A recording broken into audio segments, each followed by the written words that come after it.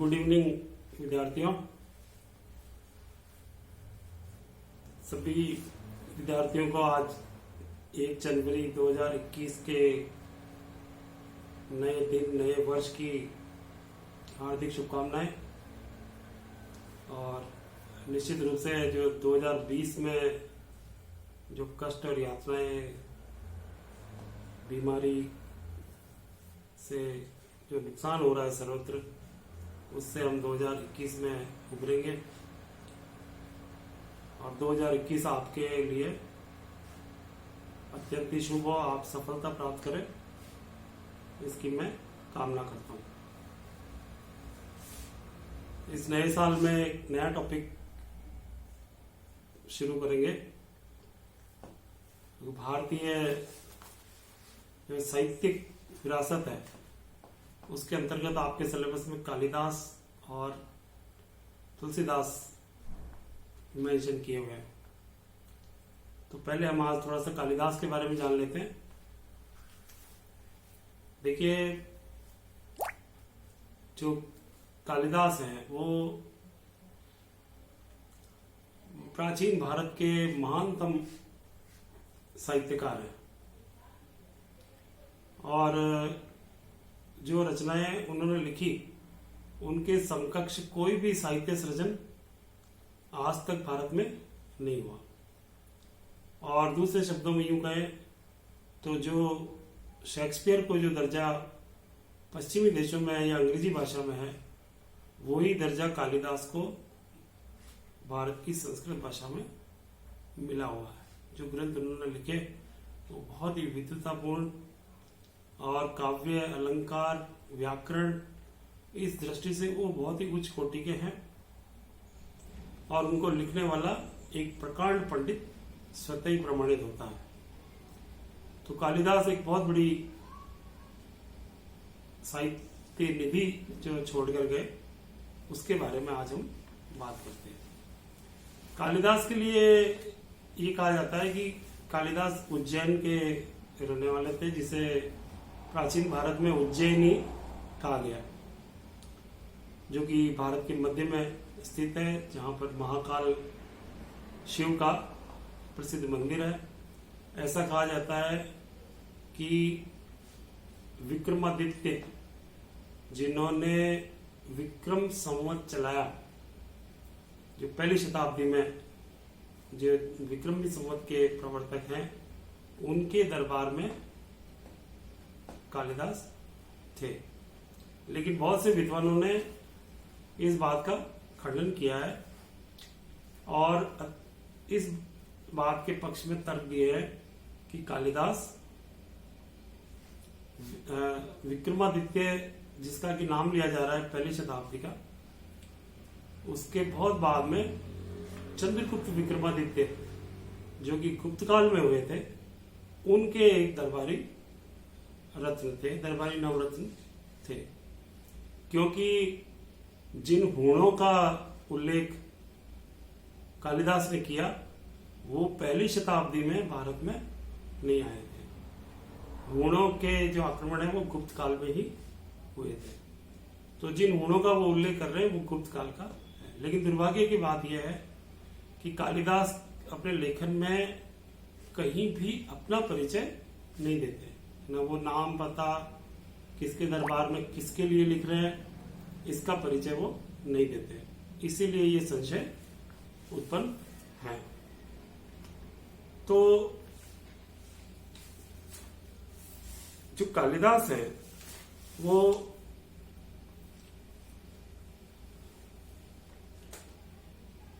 इनके बाल्यकाल और शिक्षा के बारे में भी कोई जानकारी उपलब्ध नहीं है।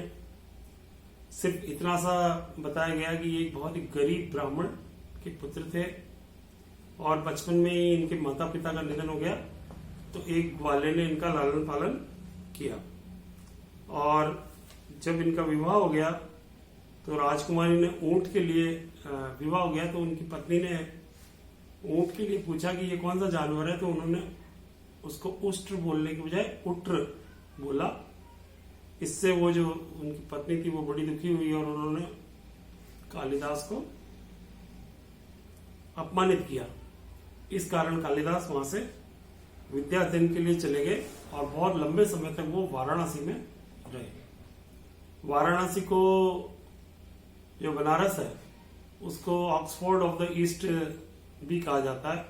ये प्राचीन भारत में ज्ञान विज्ञान और पर्टिकुलरली संस्कृत भाषा का एक बहुत बड़ा अध्ययन केंद्र रहा है। तो वहां जाकर उन्होंने विद्या अध्ययन की।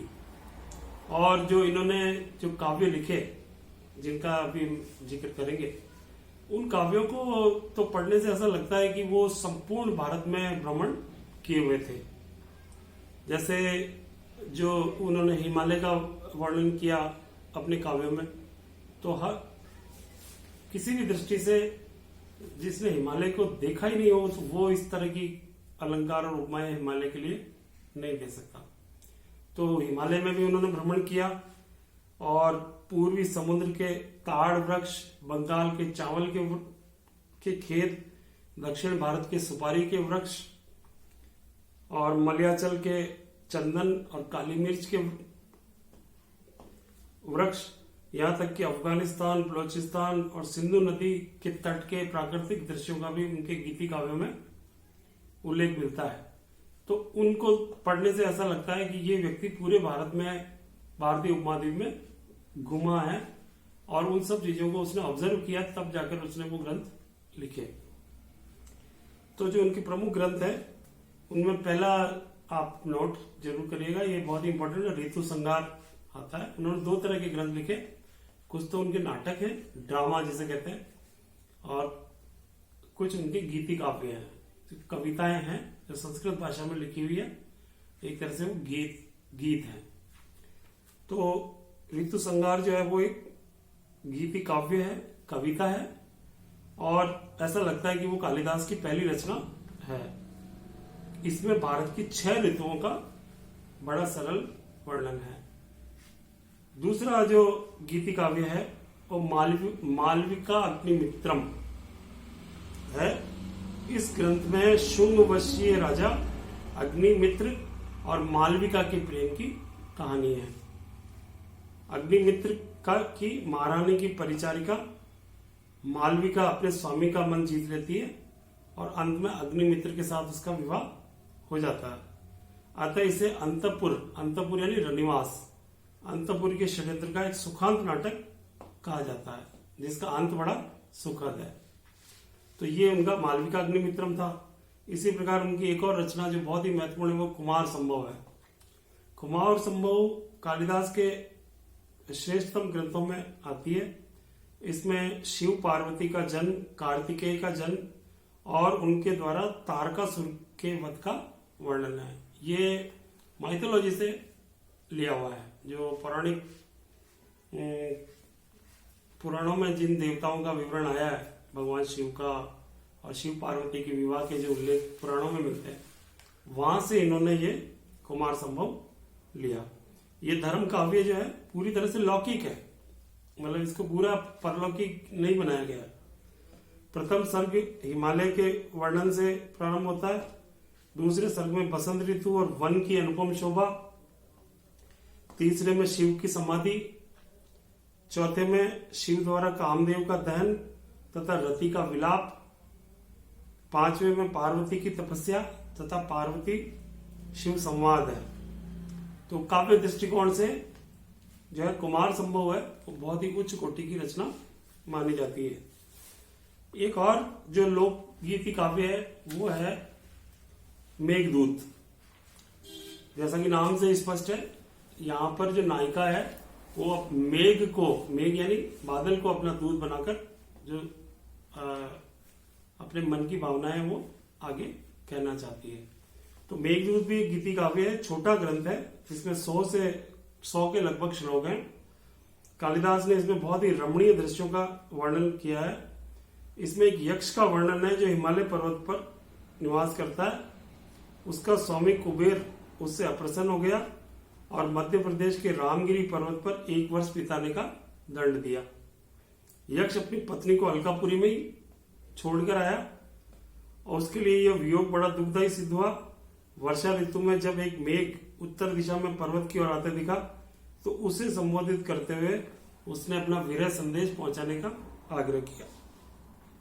तो भाव विव्यंजना की भावों का प्रकटीकरण जो है और प्राकृतिक दृश्यों का वर्णन मेघदूत में मिलता है। तो ये जो हमने नाम लिए ऋतु संगार, मालविका, अग्निमित्रम, कुमार संभव और मेघदूत, ये कालिदास के गीति काव्य है, यानी ये कविताएं हैं। और अगले वीडियो में हम जानेंगे कि कालिदास ने कौन से प्रमुख नाटक लिखे और उनकी विषय वस्तु क्या थी।